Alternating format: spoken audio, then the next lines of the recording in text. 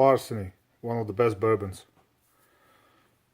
And the black bourbons matter. What else? You get 48% in return.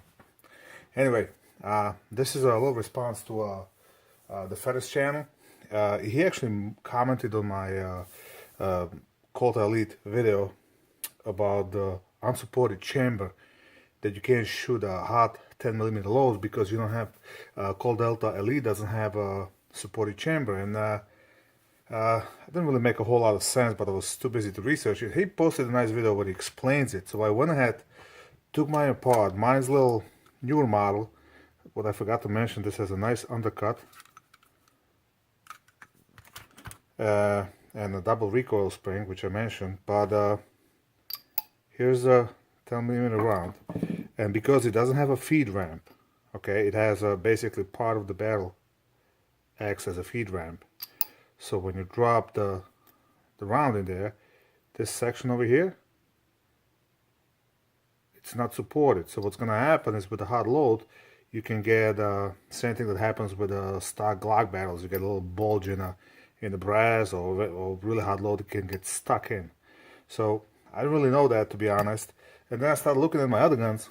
The best way to explain it is the only semi-1911 I have is my wife's SIG 238, and basically you can see that this has a feed ramp. So when a bullet sits in, it's supported all the way around. Well, it's not supported a little bit over here. But basically this is what you would call the fully supported chamber. Come on, focus. Now, I was gonna show you my Beretta Wilson Combat, but technically Beretta's the same way. Although it's a 9mm, you have a part of the chamber that it's not really supported as well because it doesn't have a feed ramp. My Grand Power, on the other hand, it doesn't have a feed ramp, and it's not even cleaned. But if you drop the round in, you know, this doesn't really need a feed ramp because of the rotating barrel design. So you can tell the chamber is supported all the way around. Alright, so also I want to give a shout out to Bullseye Ammunition. If you saw my video, I'll when I bought my Colt Delta Elite, all the problems I had with the ammo being too long, I actually sent the link to the company, and literally the next day I had a response from the owner. He offered to ship me new ammo. I said don't bother because New York's screwed up state, you can't ship the ammo here.